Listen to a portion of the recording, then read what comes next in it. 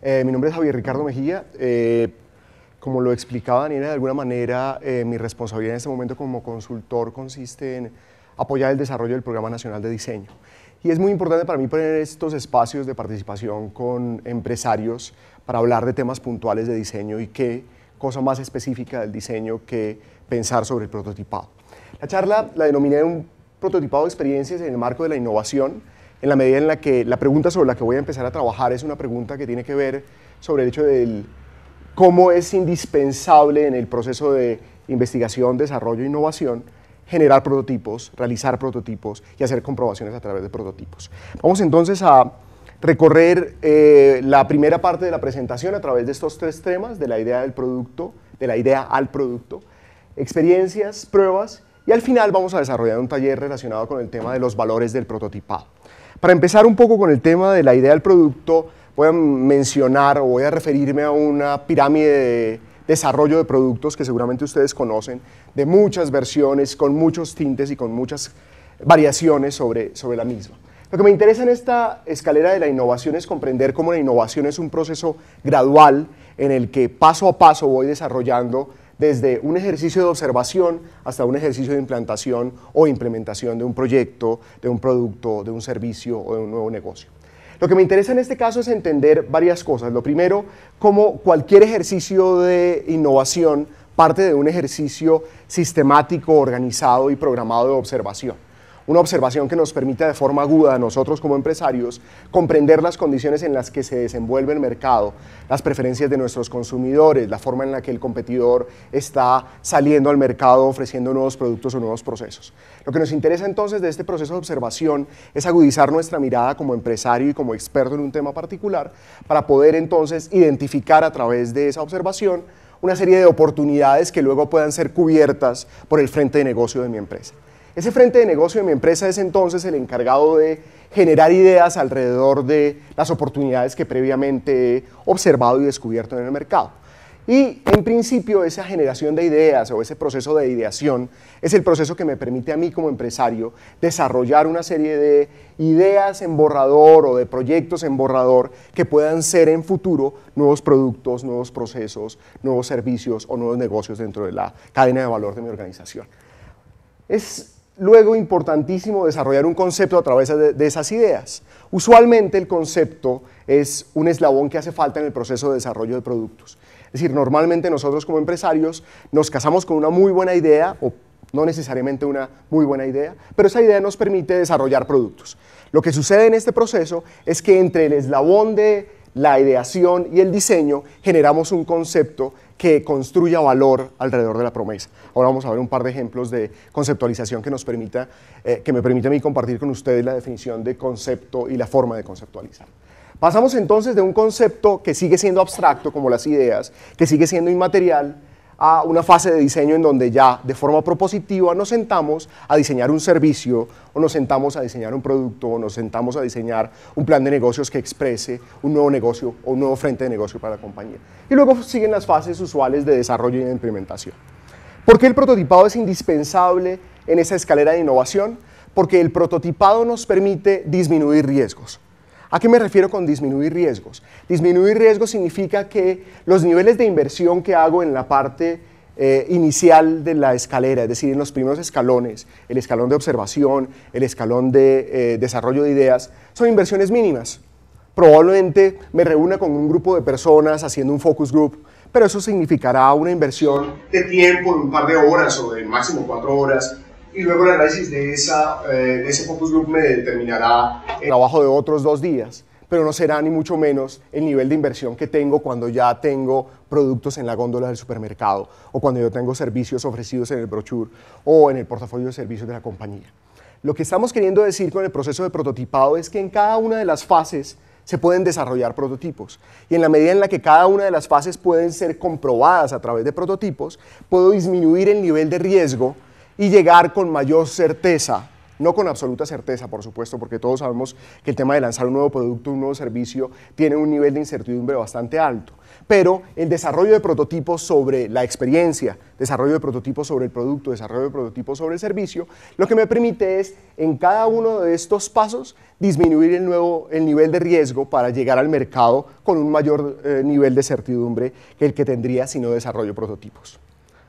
El primer ejemplo que vamos a mencionar es un ejemplo asociado con producto.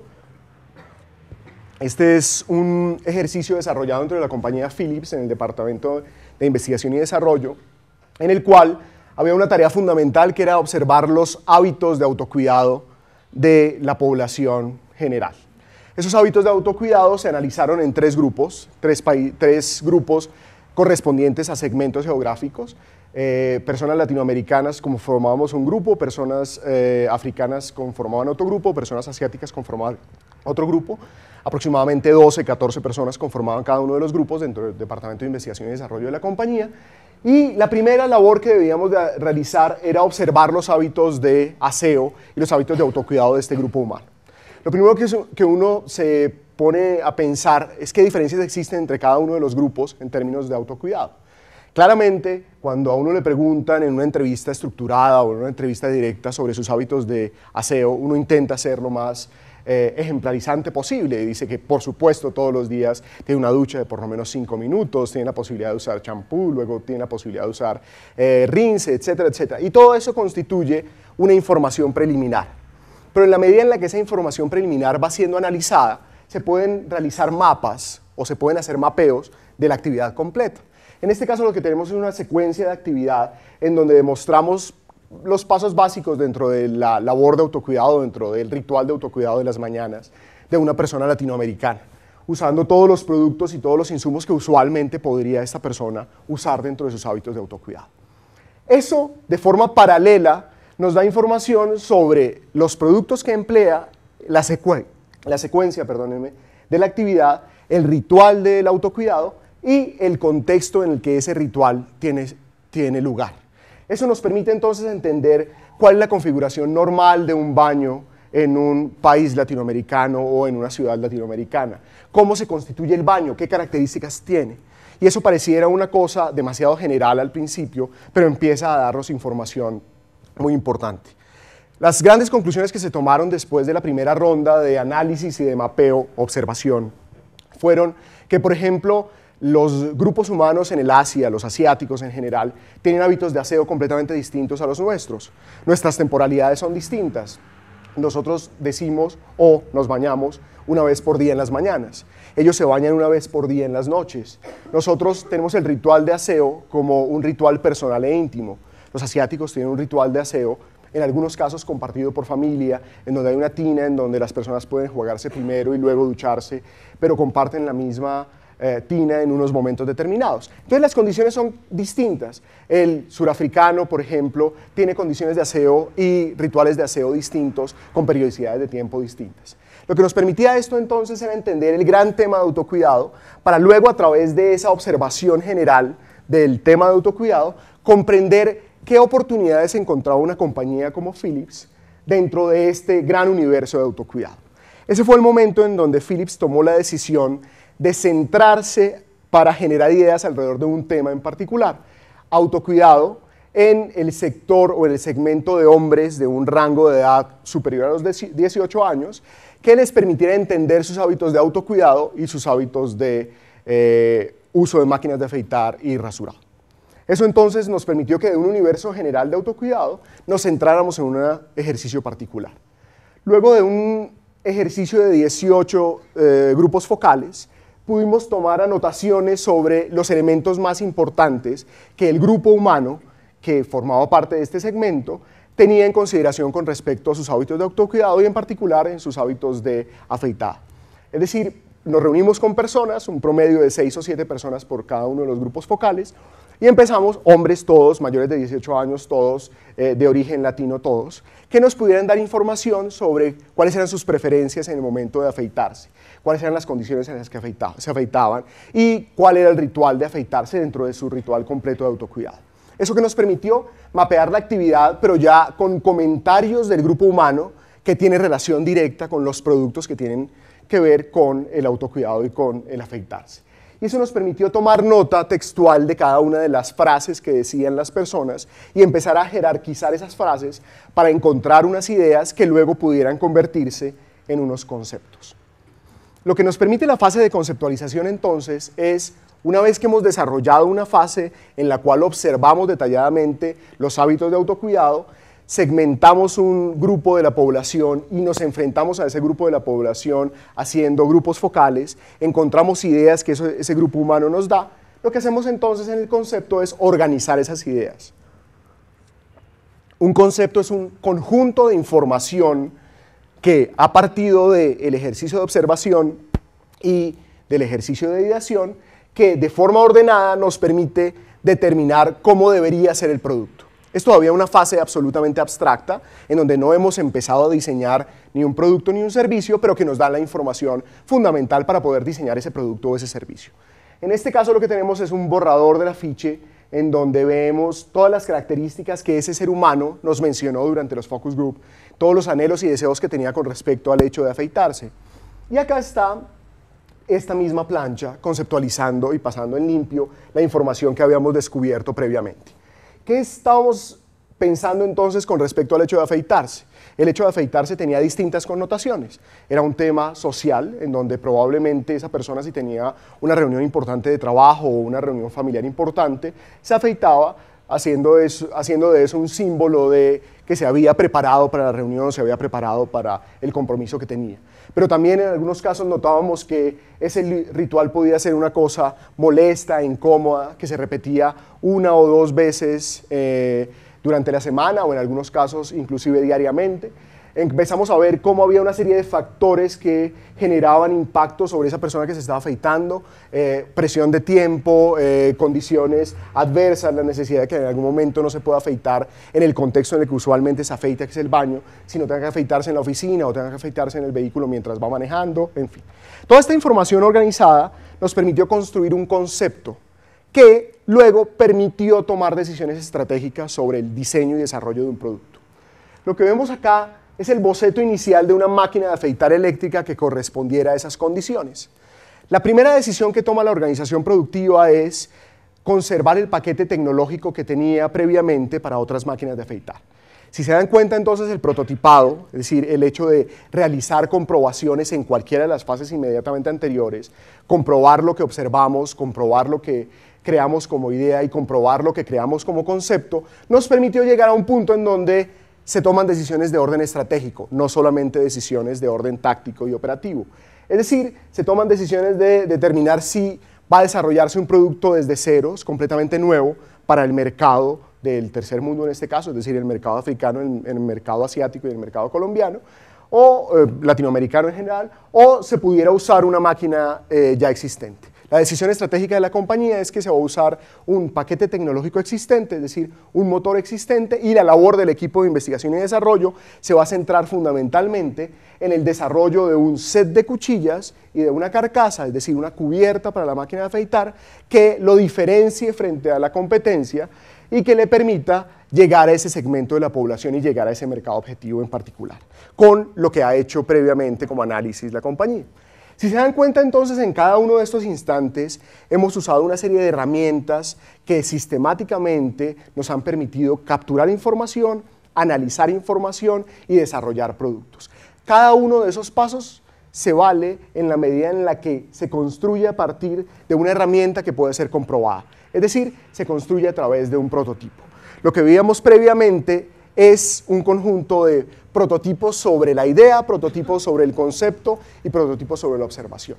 Y ahora era posible llegar a la fase de prototipado sobre el desarrollo, que es probablemente la fase de prototipo sobre la cual nosotros estamos más familiarizados. Es decir, ya era un momento en donde podíamos tomar decisiones sobre el volumen del producto, las proporciones, las dimensiones, las texturas del producto, y eso nos permitió entonces llegar a hacer unos modelos en madera que pudieran ser testeados por las personas que formaban parte del grupo objetivo. Entonces hicimos nuevamente un grupo focal, les entregamos los distintos modelos de asas para que estas personas pudieran tomarlas, agarrarlas, manipularlas, y a partir de eso pudieran ver cuál de ellas les era más agradable al tacto, cuál era más fácil de manipular, cuál tenía las proporciones y las dimensiones adecuadas.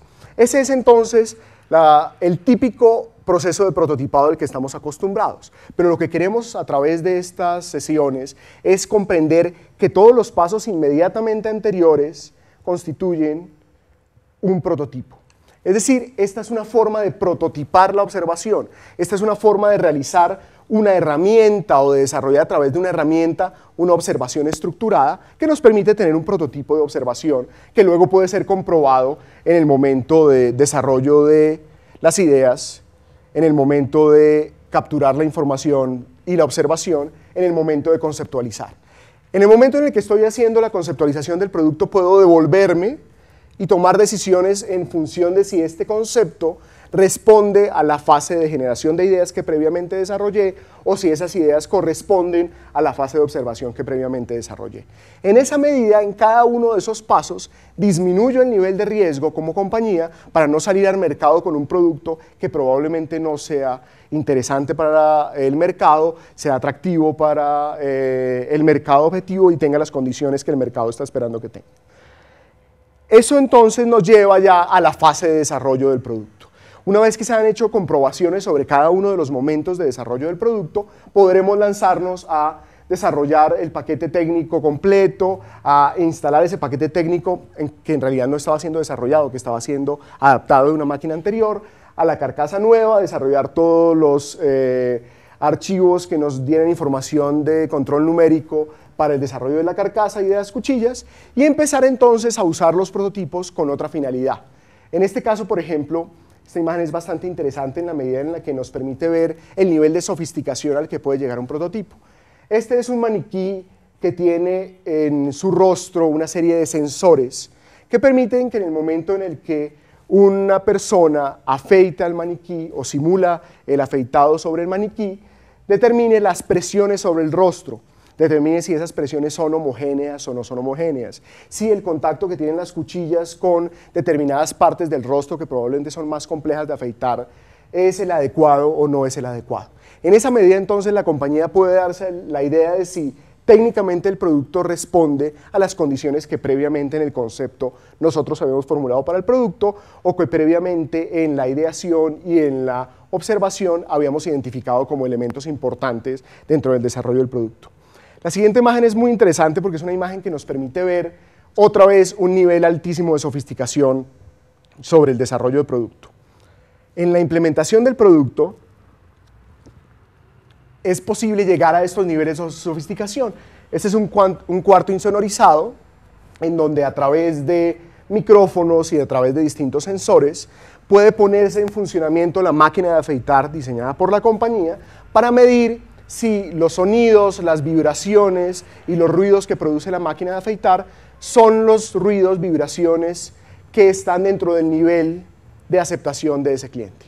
Y si lo recuerdan, acá me quisiera devolver, lo que podemos ver al final es que uno de los factores que le era importante a este personaje y que habíamos construido en el concepto era el sonido. La vibración que produce la máquina de afeitar usualmente es bastante molesta para el usuario final. Si pensamos en el contexto en el que se encuentra el usuario final en ese instante, está corriendo porque tiene una reunión importante, está afeitándose al frente del espejo, está prendida la luz del baño que además tiene un pequeño ventilador para que salga el vapor de agua y en ese mismo instante lo está llamando la esposa para desayunar y él no puede oír a la esposa que lo está llamando para desayunar. Ese es el momento en donde él nos dice, es bastante incómodo tener una máquina que me está vibrando al lado del oído y que no me permite oír si alguien me está llamando o si el timbre está sonando porque pedí un taxi o si el teléfono está sonando porque estoy esperando una confirmación importante del lugar de mi reunión.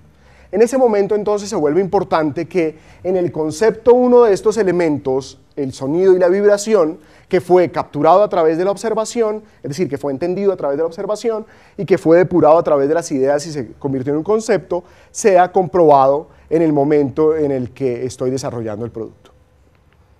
¿Qué nos dice esto entonces? En todos los momentos de desarrollo del producto fueron indispensables el uso de herramientas que nos permitieron comprobar, entender y comunicar cosas en distintos niveles. Este segundo ejercicio es un ejercicio asociado con producto, pero relacionado al final con un servicio. Es claro que el desarrollo de prototipos en cada una de las fases de diseño de un producto es fundamental, pero seguramente todos los que estamos presentes acá tenemos muy claro que la economía actual no significa una competencia únicamente alrededor de productos o únicamente alrededor de servicios. La economía se está moviendo alrededor de la oferta de productos asociados con servicios que construyen experiencias o servicios asociados con otros servicios que constituyen experiencias. Es decir, una compañía ya no nos vende solamente un producto, sino nos vende todo lo que significa el consumo, uso y desuso de ese producto. Es decir, nos vende una experiencia. Esta es una experiencia bien interesante con una compañía nacional que se llama Cotecmar. Cotecmar estaba interesada en salir con una nueva gama de productos o una nueva línea de productos o servicios porque se daba cuenta de que la competencia internacional podía llegar muy fácilmente desarrollando botes de pequeño calado y de pequeño tamaño. Entonces empezamos a trabajar alrededor del concepto de experiencia del bote y empezamos a pensar en que la compañía ya no vende un bote, sino vende la experiencia de navegar, que son dos enfoques completamente distintos frente a exactamente el mismo problema. Seguramente la experiencia de navegar, obviamente la experiencia de navegar requiere un bote con todas las condiciones necesarias, pero más allá del bote lo que requiere la experiencia de navegar es entender lo que significa la experiencia de navegar. Y es ahí cuando entonces nos podemos dar a la tarea de entender todos los fenómenos que están asociados con la experiencia de navegar, todos los fenómenos climáticos que están asociados con el navegar. Si navego en una tarde soleada y tranquila, o si navego en una pequeña tormenta y hay lluvia y hay truenos y el mar está picado, son conceptos completamente distintos de navegar y generan experiencias completamente distintas del hecho de navegar. Paralelo a ello, si navego solo, o si navego con un grupo de amigos, o si navego con mi familia, la experiencia de navegar se vuelve una experiencia distinta. Pero además de eso, si navego durante un día o unas horas durante la mañana, o si navego durante una semana, o si me voy durante un par de meses a navegar, la experiencia de navegación es distinta. Lo que nos dice entonces esa perspectiva es que analizar el producto no es suficiente. Valdría la pena entonces analizar el producto o analizar el servicio en función de todos los elementos que rodean a ese producto y ese servicio. Es decir, analizar la experiencia que mi compañía le está brindando a sus clientes o a sus usuarios. Y ese es entonces el punto en el que prototipar productos o prototipar servicios no es suficiente. Y la compañía se ve entonces en la obligación y en el reto de prototipar experiencias. ¿Qué es prototipar experiencias? Prototipar experiencias es prototipar los productos que están al interior de esa experiencia o los servicios que están al interior de esa experiencia, no solamente de las fases que acabo de mencionar, sino de la experiencia misma. Es decir,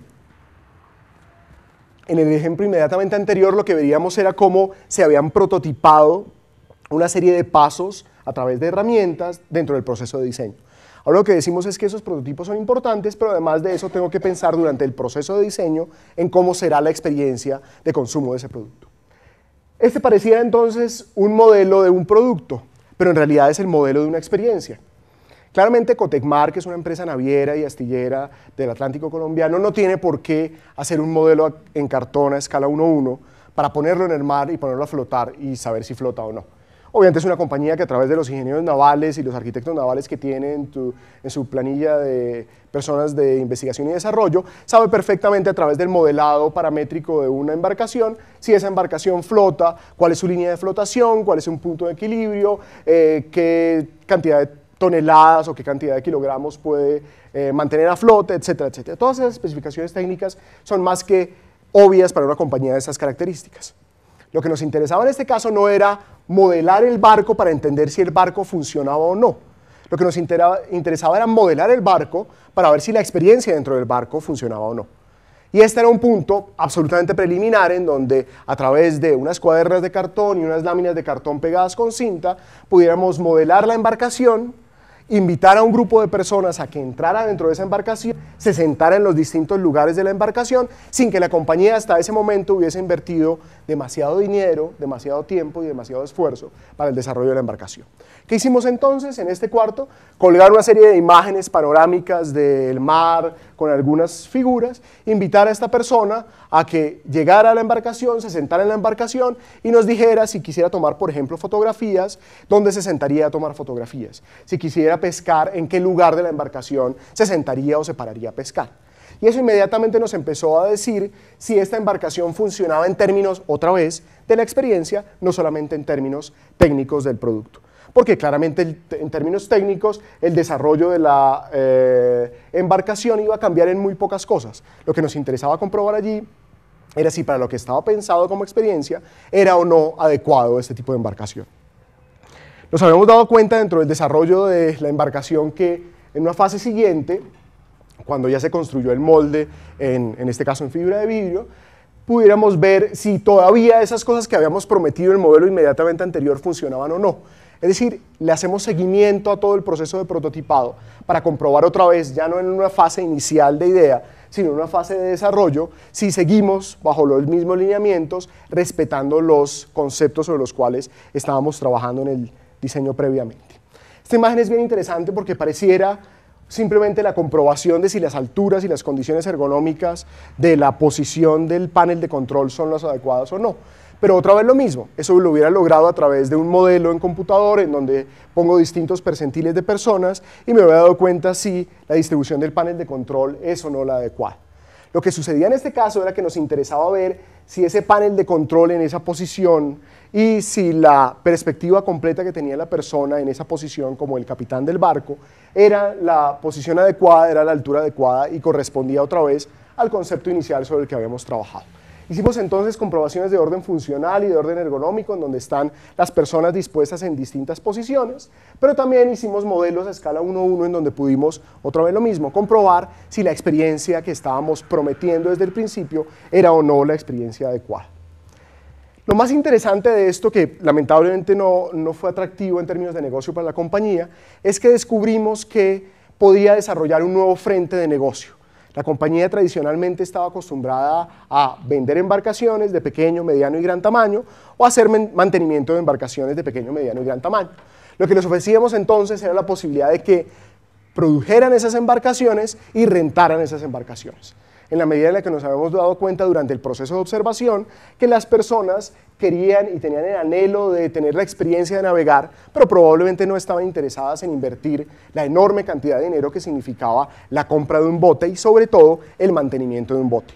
Cotecmar, que dentro de su razón de ser está la construcción de embarcaciones, podía extender su razón y su misión para cubrir un mercado distinto de alquiler de embarcaciones que pudiera ofrecer las experiencias de navegación y a través de esas experiencias de navegación pudiera ampliar su mercado, generar mayor utilidad, pero también atender de mejor manera al cliente objetivo que estaba al final. Si nos damos cuenta entonces, prototipar productos o servicios puede significar dentro de la empresa empezar a comprobar si un negocio funciona o no funciona. Eso en el fondo lo que nos permite, que es lo que vamos a ver en el taller a continuación, es prototipar negocios. Es decir, prototipar productos, que fue el primer ejemplo, o prototipar productos, servicios, experiencias, que es el segundo ejemplo, son suficientes en la medida en la que nos dan información sobre lo que estoy desarrollando como nuevo producto o sobre lo que estoy desarrollando como nuevo servicio. Pero lo más interesante es que eso está englobado dentro de un concepto de negocio que también puede ser prototipado y que también puede ser comprobado. Concluyamos entonces alrededor del prototipo y entendamos cuáles son los valores que tiene un prototipo. Un prototipo en cualquiera de los niveles, un prototipo de producto, un prototipo de servicio, un prototipo de negocio, nos permite entender. Nos permite preguntarnos cosas sobre el proceso en el que nos encontramos para entender y descubrir a partir de la elaboración de ese prototipo si estamos trabajando en la dirección correcta o no. Comprender significa entender desde el principio las necesidades del cliente a través de una observación, pero también interpretar esas necesidades y comprender si lo que estamos construyendo como ideas son el conjunto de ideas que necesita el proyecto o no. Entonces el prototipo nos permite en cada una de las fases de entender si estamos en la ruta correcta, si vamos enfocados y si estamos respetando las condiciones generales de desarrollo del producto, desarrollo del proceso o desarrollo del servicio. Pero además de eso, prototipar, además de permitirnos entender, nos permite comunicar cosas. Probablemente es muy difícil desarrollar un grupo focal con un grupo de clientes si yo no tengo un prototipo sobre el cual pueda trabajar con ese grupo de clientes. Un prototipo del servicio que está dispuesto en unos papeles impresos sobre la mesa, o un prototipo del producto que está desarrollado a través de un modelo a escala 1:1 del producto que está dispuesto sobre la mesa. Porque hablar sobre abstracto es mucho más complejo. Hablar sobre la idea general de un servicio es probablemente menos interesante para nosotros y nos permite comprobar menos cosas que si habláramos a través de prototipos. Es decir, prototipar nos sirve para comunicar hacia adentro de la organización en términos del proceso que estoy desarrollando. Dentro del Departamento de Investigación y Desarrollo podemos hacer prototipos que nos permitan comunicar nuestras ideas frente a los demás, nuestras ideas dentro del Departamento de Investigación con respecto a las ideas del Departamento de Mercadeo o las ideas generales que tenga el Departamento de Innovación y Desarrollo con respecto a un cliente final. Entonces la comunicación es una comunicación en dos vías que nos permite al interior de la compañía o desde el interior de la compañía al exterior de la compañía comunicar las ideas y los conceptos que tenemos en la cabeza. Y por último, y lo más importante probablemente, prototipar nos permite explorar. Explorar en búsqueda de distintas alternativas para resolver la misma oportunidad o para resolver el mismo problema. Si nos damos cuenta entonces, lo poderoso de un prototipo o lo poderoso de usar ejercicios de prototipado dentro de un proceso de diseño y desarrollo de productos o servicios es que nos abre puertas. Porque experimentar y explorar significa ir en distintas direcciones y comprobar si en una dirección está la solución correcta y si no es en ella poder devolvernos a tiempo antes de sacar el producto o el servicio al mercado y tomar una dirección distinta a la que habíamos tomado previamente. Entonces, prototipar es innovar en la medida en la que nos permite abrir puertas que probablemente no hubiésemos abierto si no estuviéramos en el proceso de exploración a través de prototipos. Han sido ustedes muy amables, muchas gracias.